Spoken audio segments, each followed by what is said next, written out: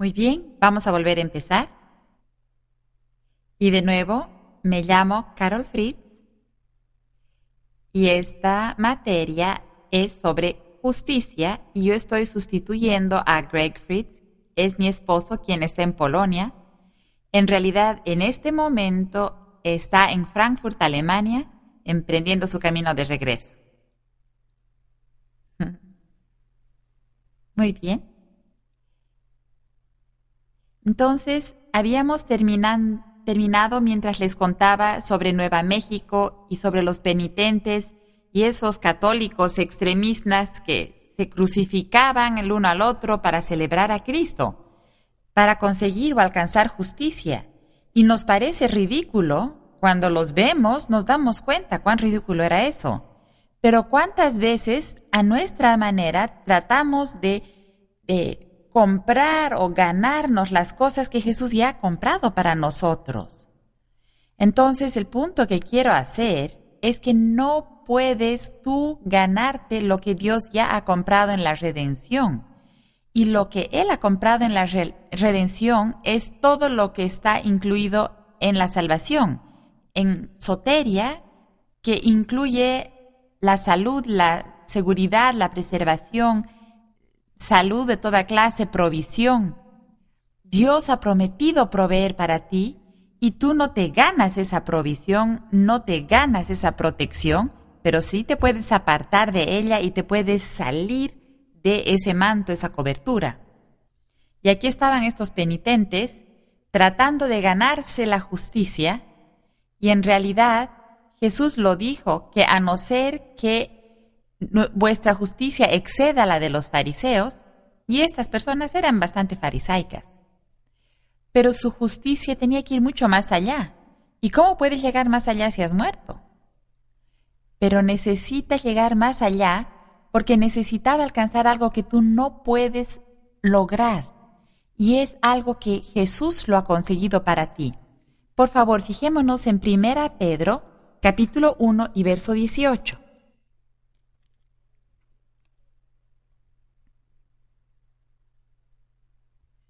A ver, oigo que algunos están todavía girando páginas.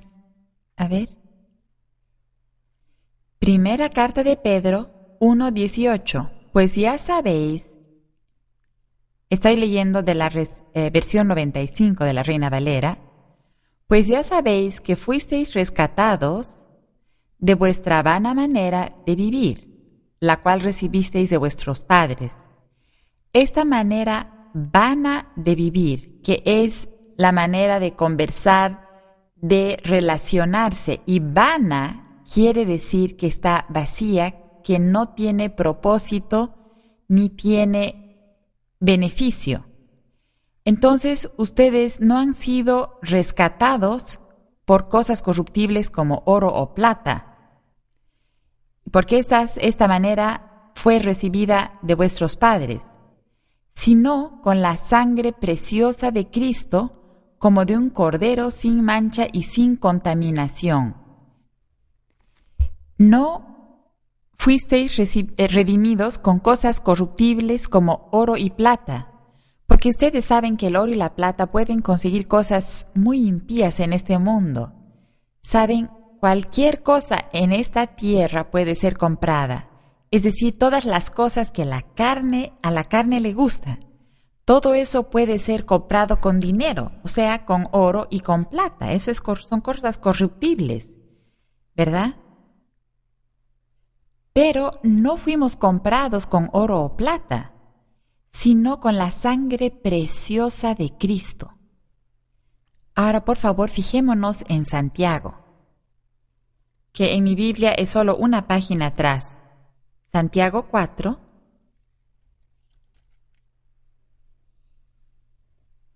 Uno de los puntos que quiero hacer en esta segunda sesión es como si fuera 2 en 1 en realidad. Saben que no pueden arruinar su justicia. Es preciosa, ya está pagada, es hermosa, pero tienen que recordar que ustedes han nacido de nuevo en el Espíritu. ¿Se acuerdan? El ser humano es un ser tripartito, es un espíritu tiene un alma y vive en un cuerpo. Y el cuerpo no ha nacido de nuevo y el alma tampoco ha nacido de nuevo.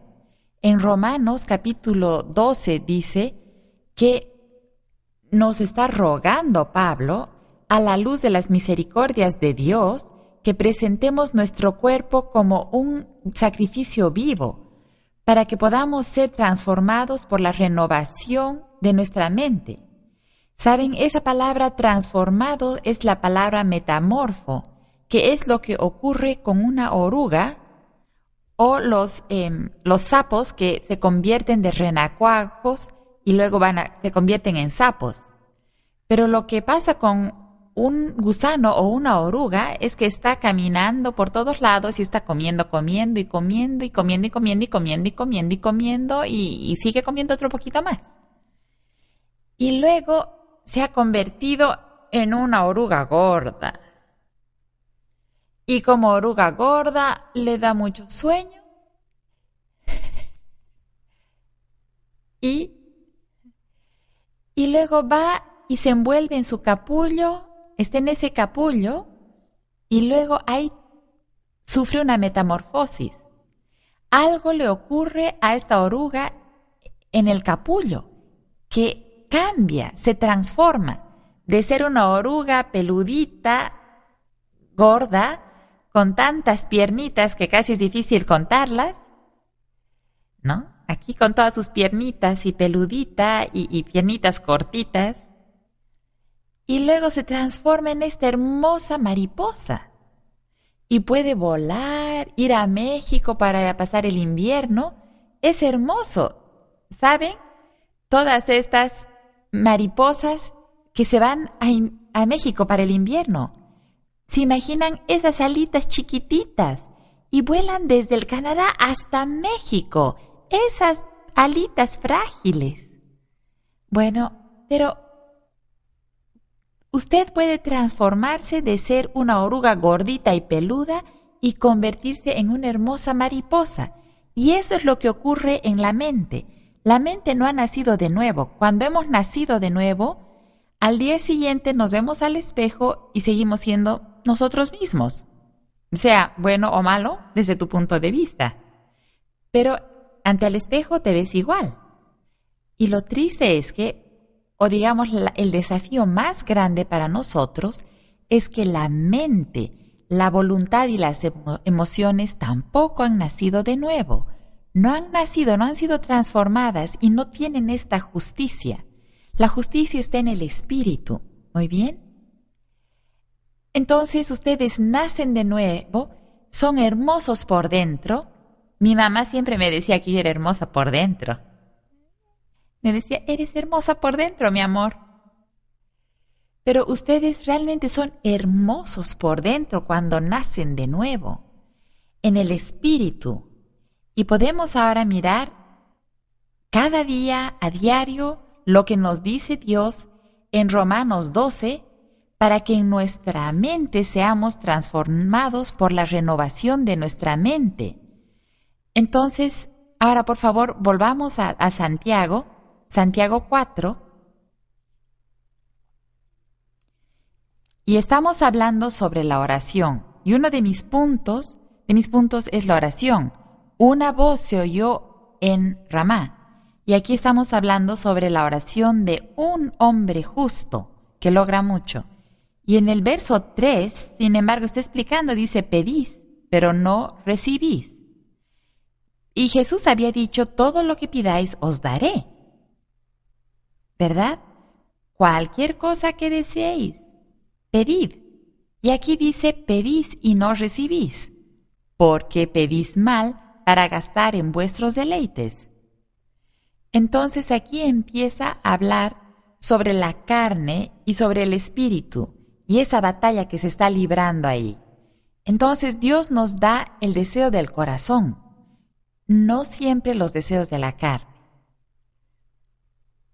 Entonces vamos al verso 7, donde dice, someteos pues a Dios, resistid al diablo y huirá de vosotros. Acercaos a Dios y Él se acercará a vosotros. Volvamos al verso 6. Y dice, pero Él da mayor gracia. Por esto dice, Dios resiste a los soberbios y da gracia a los humildes.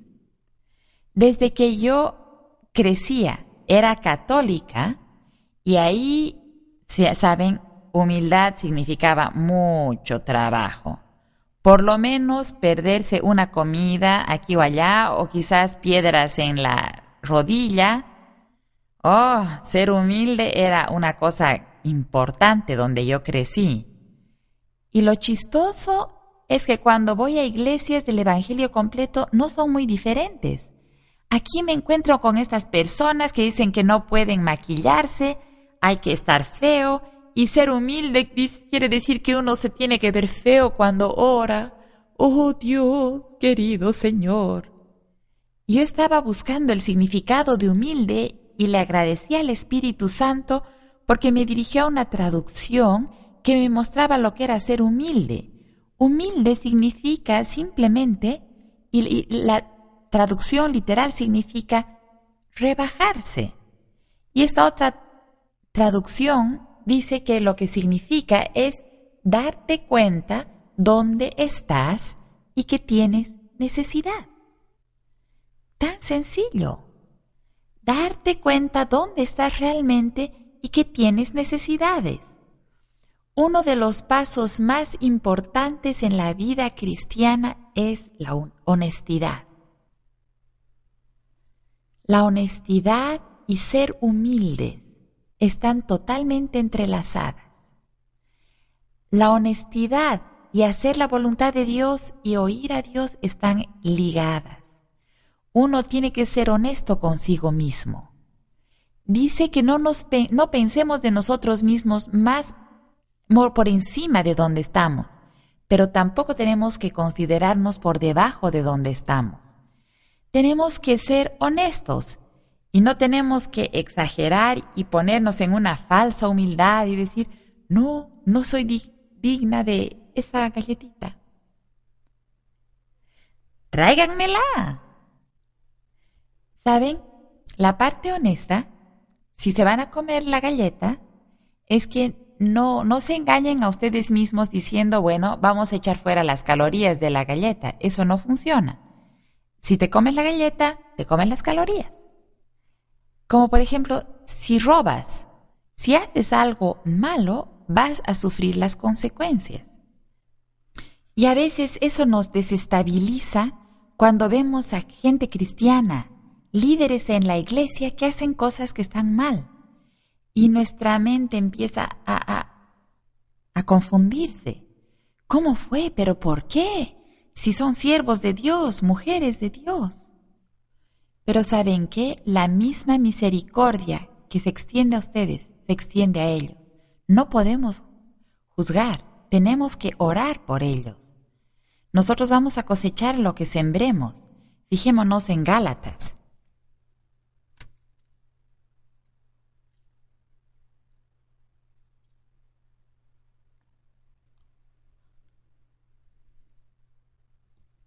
Gálatas capítulo 6.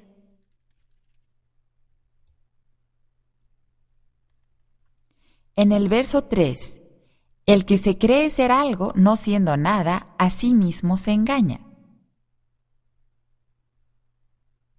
Así que cada uno someta a prueba su propia obra y entonces tendrá solo en sí mismo y no en otro motivo de gloriarse. La Biblia es tan hermosa que nos dice que no es sabio compararnos entre nosotros. Tantas veces tratamos de evaluarnos comparándonos con otros. Yo debería tener señales y milagros en mi ministerio porque otros que estaban en el instituto bíblico conmigo ya lo han alcanzado. O si no tengo una iglesia de 5,000 miembros, no he hecho nada en la vida. El otro día, ¿dónde está esta alumna que tiene un hogar y tú has adoptado niños? ¿Cómo es? Recoges a gente de la calle que viene a su casa, a veces hasta 17 personas, aparte de los miembros de su familia. ¿Saben? Si ella ministra a una persona, porque cada uno de ustedes, ¿cuántas personas son? Una. Es verdad que la cosecha es enorme, cantidades y cantidades, por ejemplo, de trigo. No hablamos de un granito de trigo.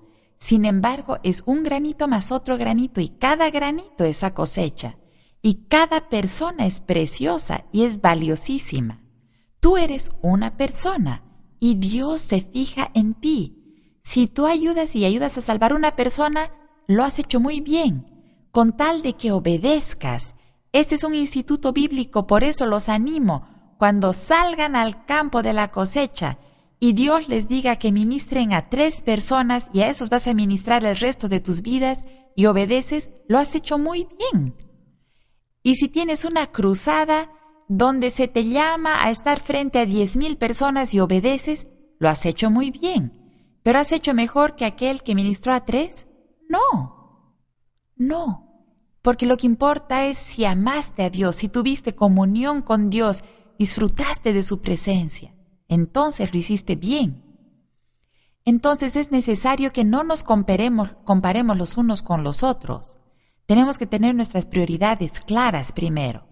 Y en nuestras prioridades tenemos que darnos cuenta que aunque somos justos y a otras personas son justas, porque la misma revelación que nos ha salvado a nosotros nos ayuda a perdonar y tener misericordia de otros, son aquellos que son espirituales los que restauran a los que han caído. Y las personas más espirituales, ya les voy a decir quiénes son los más espirituales. Pero ahora, por favor, fijémonos en el verso 7 de Gálatas 6. No os engañéis. Esa palabra quiere decir descarriarse, perder el blanco. No os engañéis, Dios no puede ser burlado. No quiere decir que Dios no quiera ser burlado, es que no puede ser burlado. Pues todo lo que el hombre siembre, eso también segará. Esto hemos oído mucho en el momento de las ofrendas y sí se aplica a nuestro dar, porque lo que demos nos será dado remecido y rebosando. Pero veamos el contexto en el verso 8. Porque el que siembra para su carne, de la carne segará corrupción. Pero el que siembra para el Espíritu, del Espíritu segará vida eterna. Zoe. Quiero volvérselos a leer. Porque el que siembra para su carne, de la carne segará corrupción. Pero el que siembra para el Espíritu, del Espíritu segará vida eterna. No os engañéis, Dios no puede ser burlado. Pues todo lo que el hombre siembre, eso también segará. Eres un ser justo. Puedes ir delante de Dios en cualquier momento. Si acabas de arruinar las cosas, puedes ir delante de Dios y Él te va a perdonar y te va a limpiar de toda maldad, porque Él es fiel y Él es justo para perdonarte y limpiarte de toda maldad. Eso significa que Él es fiel, es decir, que Él lo va a hacer todas las veces. Cada vez que le pidas que te perdone, Él te va a perdonar. Eso significa que tiene todo el derecho a hacerlo. Y le puedes decir eso al diablo. Decirle, lero, lero, lero. Porque cuando tú te hayas caído, hayas tropezado y has arruinado las cosas, has pecado, y el diablo viene y te dice, nunca vas a volver a poder orar. ¿Tú por qué te atreves a ministrar? ¿Por qué estás tú ahí arriba haciendo esto? No deberías estar haciendo eso. Y tú te puedes levantar y decirle, especialmente si has aclarado las cosas con Dios, le puedes decir al diablo, diablo, Él es justo y tiene todo el derecho de perdonarme. El diablo se va a ir y lo despachas. Y si no, lo botas. Eso me está haciendo recuerdo a una película que ha alquilado mi hija. Pero eso es un temita aparte.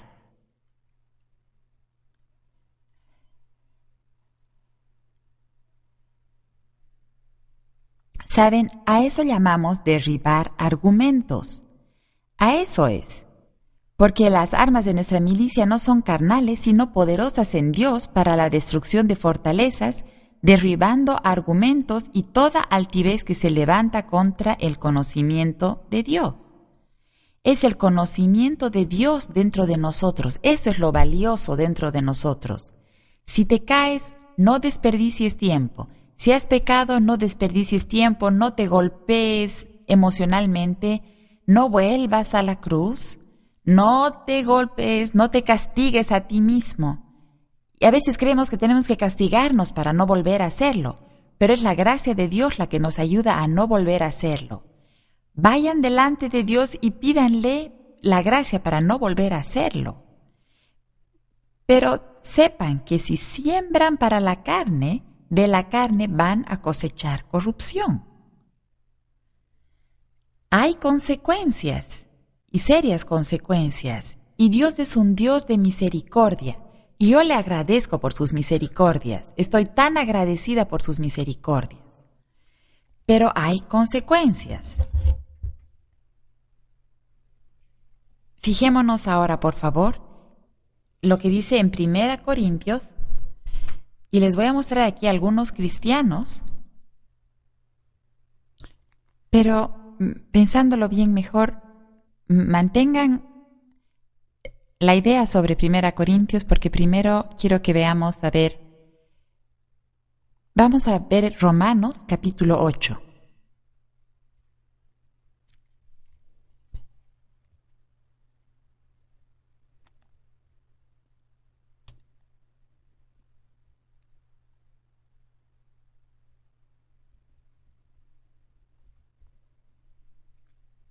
Entonces, en el verso 4, Romanos 8, 4, está hablando de la carne y del espíritu.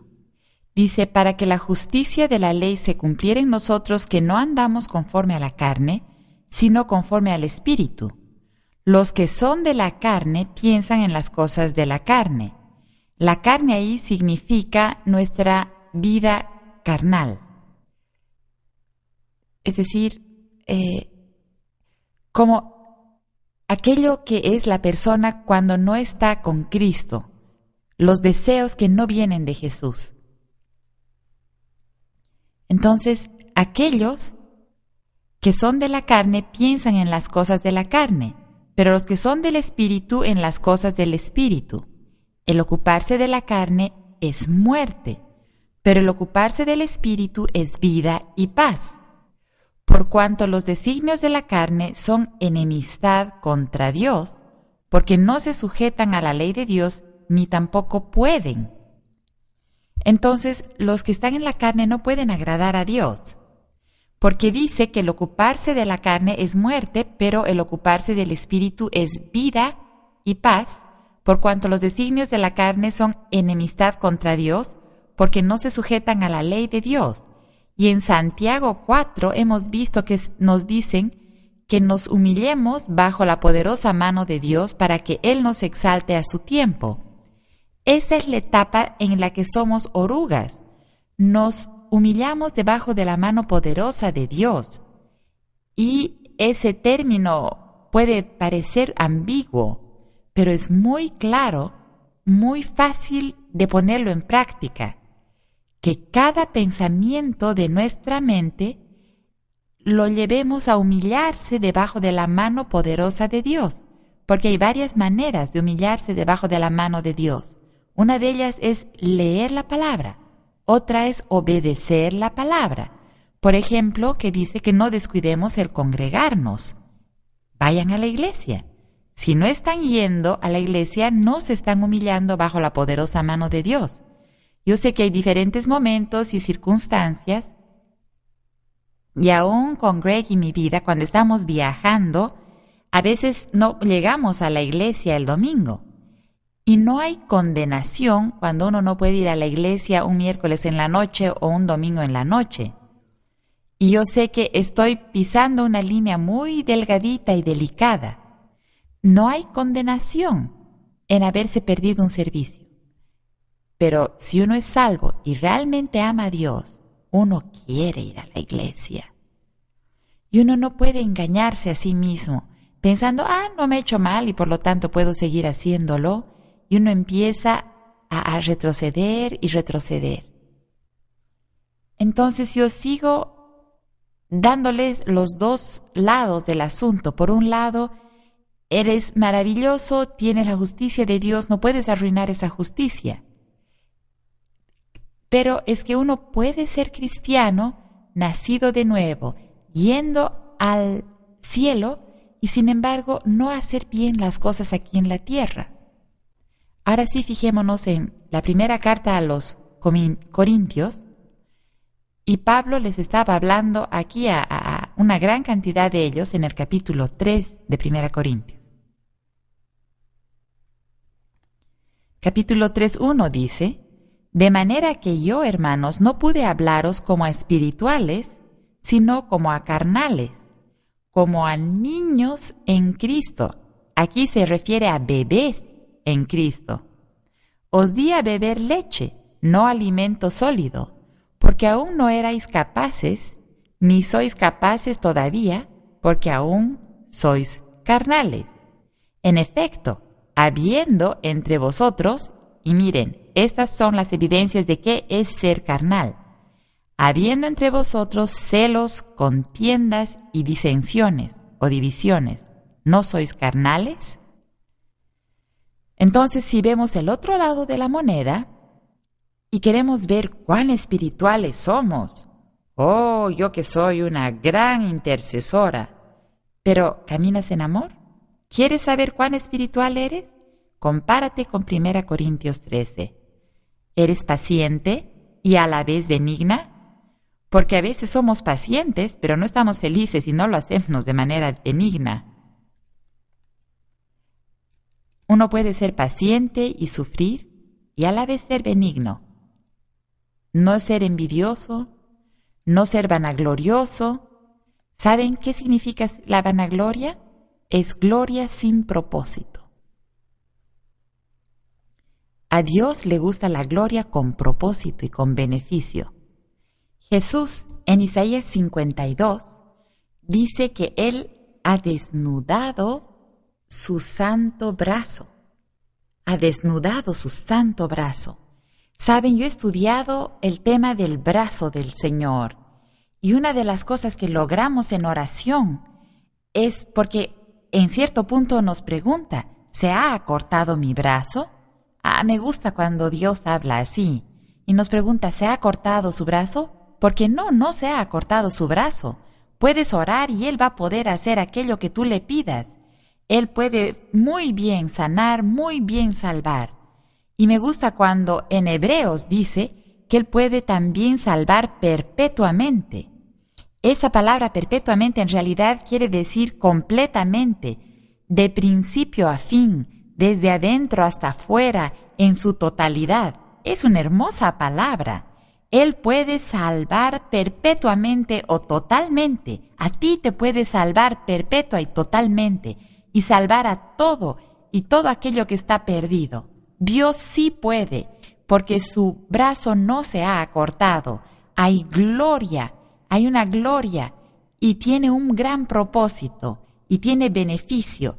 Y desnudó su santo brazo, y la hermosura del Señor, y la diferencia entre Dios y este sistema del mundo, es que cuando en este sistema del mundo la persona se levanta y se deja glorificar como digamos una estrella de rock, y quieren ser alabados. Yo me acuerdo cuando estaba en la universidad y fui al concierto de los Dewey Brothers. Yo ya había recibido salvación, estaba buscando a Dios, no había recibido la llenura del Espíritu Santo. Y cuando estaba en el concierto veía que hacían así con los brazos. Y después yo estaba mirando este video, después unos cuantos años después, cuando ya sí recibí la llenura del Espíritu.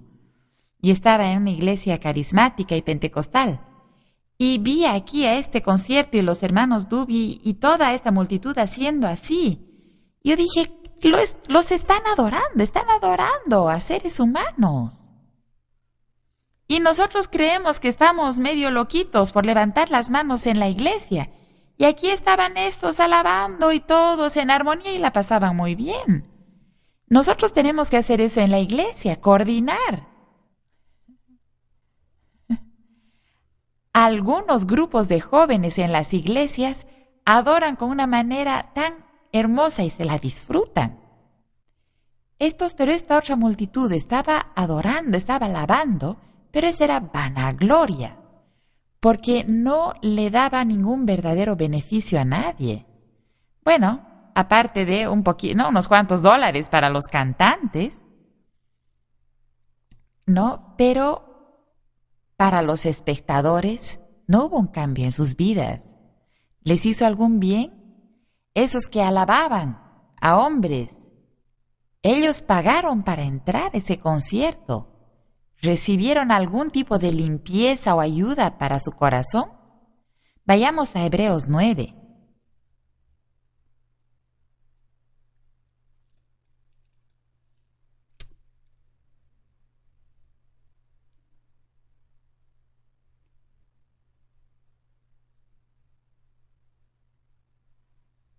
No, es Hebreos 10.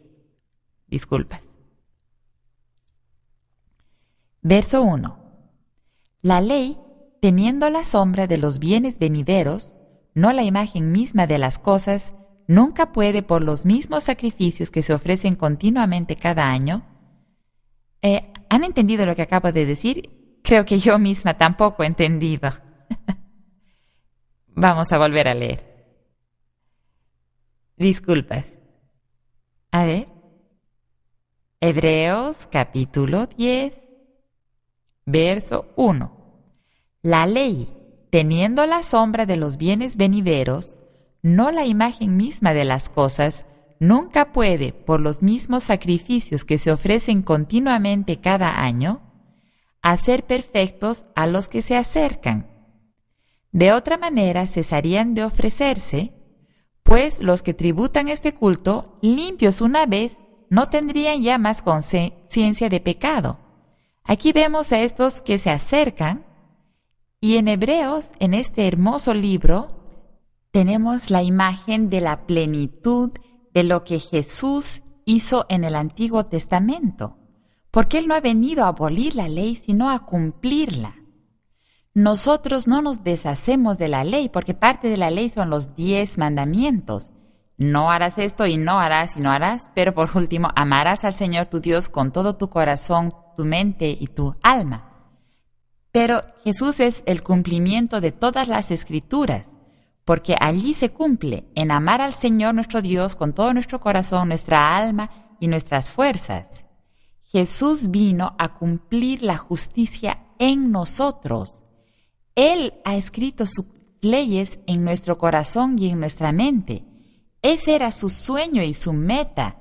Él lo profetizó y Él dijo, yo escribiré mis leyes, yo voy a ser su Dios y ustedes van a ser mi pueblo.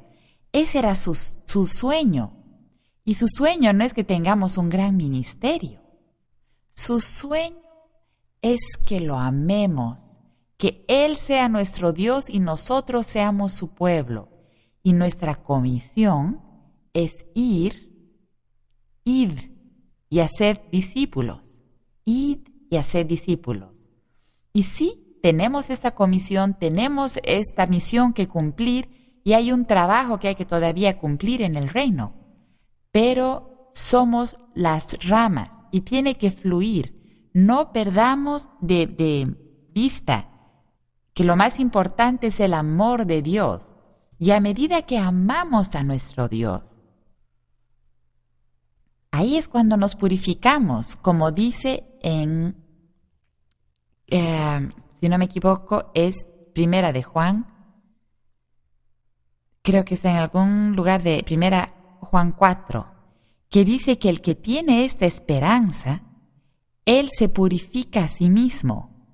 Y uno quiere estar puro y limpio y hacer las cosas correctamente por amor. ¿Saben que había esta dama? Bueno, la tengo todavía en mi vida, que pensaba que yo no podía hacer nada equivocado.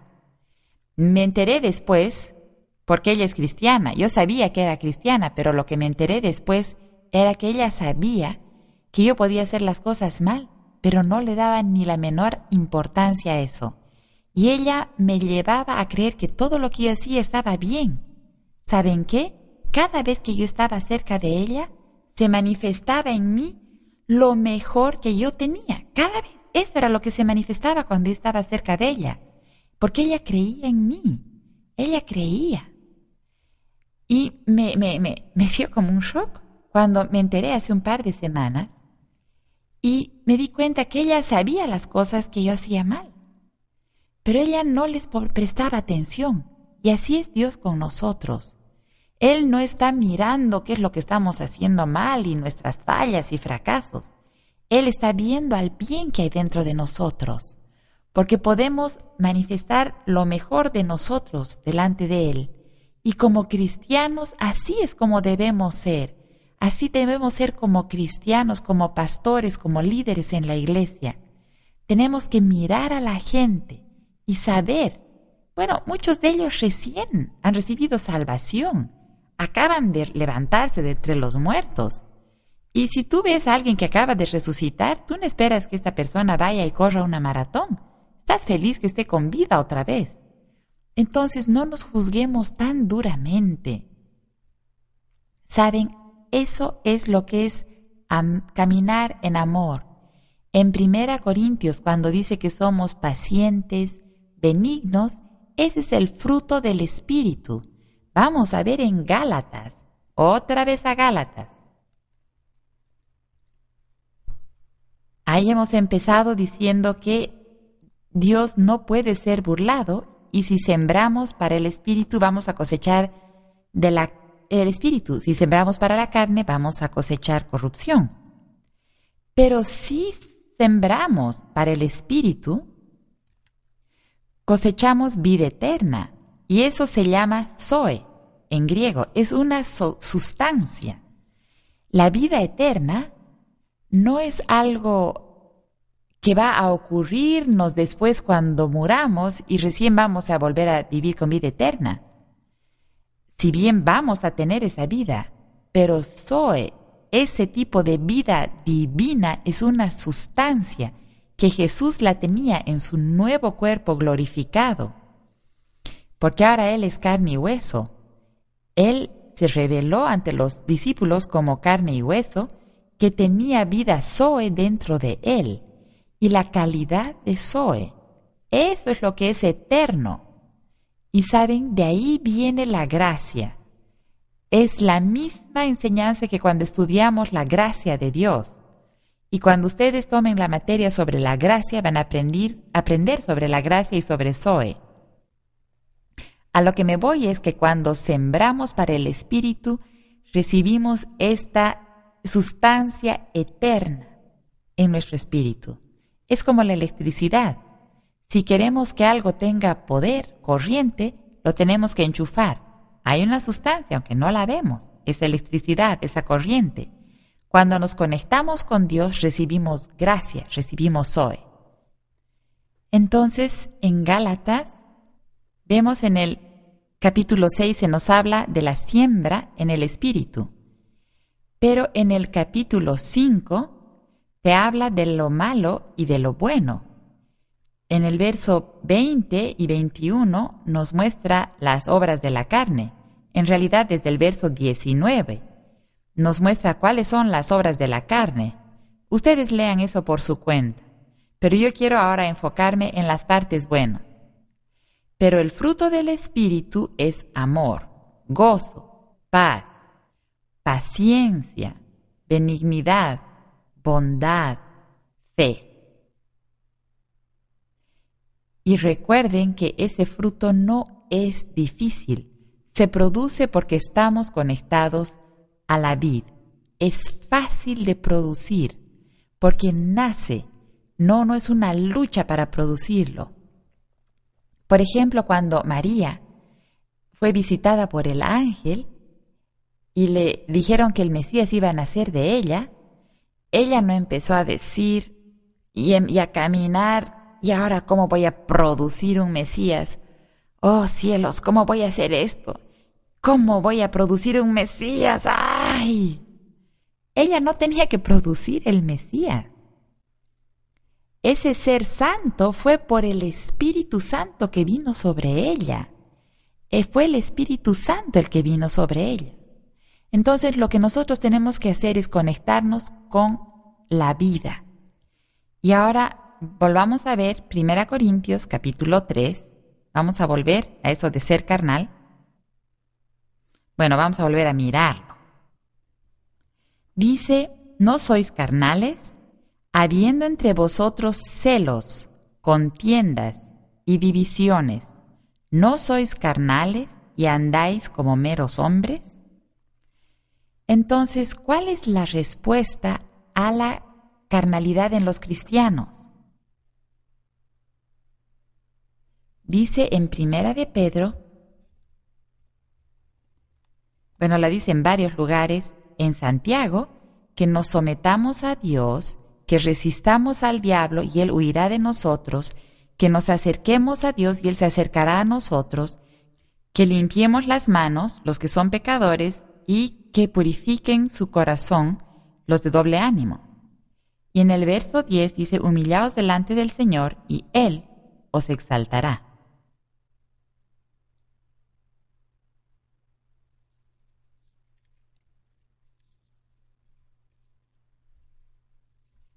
Muy bien.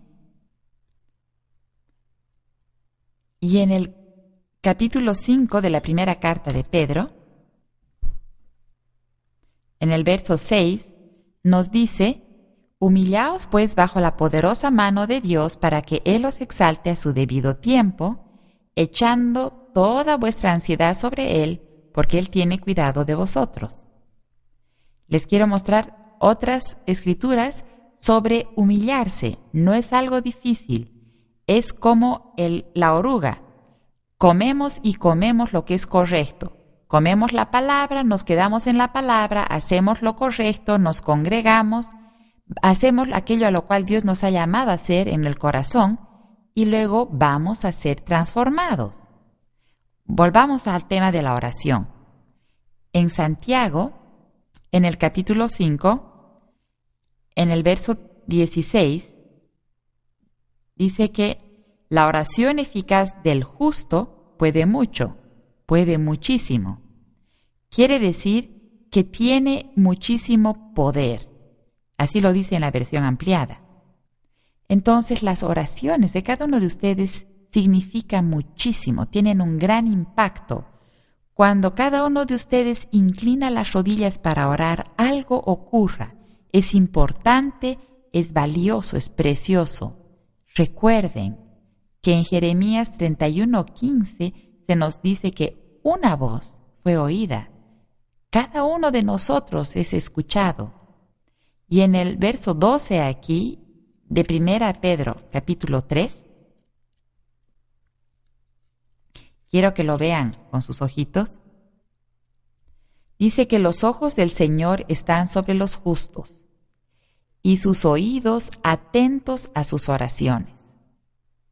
Los ojos del Señor están sobre los justos y sus oídos atentos a sus oraciones. Entonces, si tú eres una persona que ha recibido justicia, eres justo. Y lo que tú digas va a hacer una gran diferencia en este mundo. No tienes que esperar a que tengas una audiencia de una multitud. No tienes que esperar a que te conviertas en una estrella de rock o una estrella de deportes para que cuando te den tus 5 minutos en televisión puedas decir que Jesús salva. Cuando tú vas a orar delante de Dios, doblas tus rodillas delante de Dios. Si, aunque fueras como un diátomo que vive y muere y nadie sabe, no es así delante de Dios. Dios lo ve, Dios lo oye y tus oraciones tienen mucho impacto. Nosotros podemos estar en esta guerra, por ejemplo, la que está ahorita este país, y podemos ser tan efectivos como los soldados que están con fusiles físicos. Doblamos las rodillas y oramos para que Dios les dé sabiduría, fuerza, misericordia. Oramos por nuestros líderes. Usted puede ser un soldado en el ejército de la nación, pero también usted puede ser un soldado en el ejército eterno. Y ese es el ejército de Dios. Dios nos ha llamado con un llamado hermosísimo para estar reconciliados y tener este ministerio de reconciliación. Y el lugar donde se empieza es en oración. Intercedemos por los perdidos y oramos por ellos. Oramos por nuestros líderes.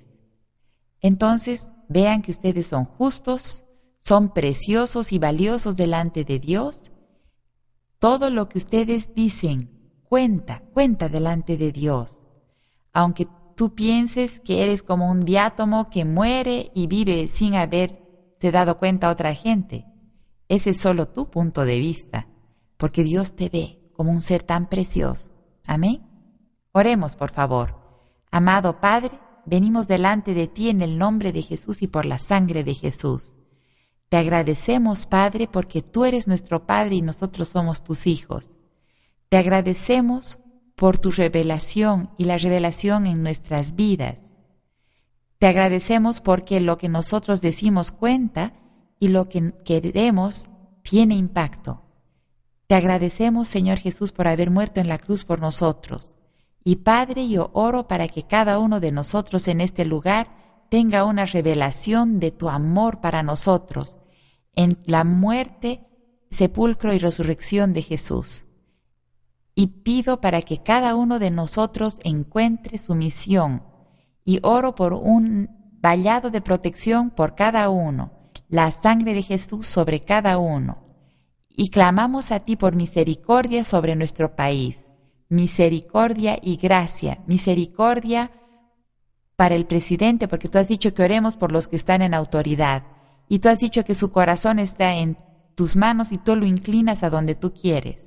Y te pedimos que tú inclines el corazón de nuestro presidente hacia tu corazón, que él pueda ver tu corazón. Dale sabiduría en las horas de la noche. Y yo te pido que tú les des paz a ellos, que puedan descansar en paz y en tu fuerza, en el nombre de Jesús. Oro por su esposa y por sus hijas, en el nombre de Jesús.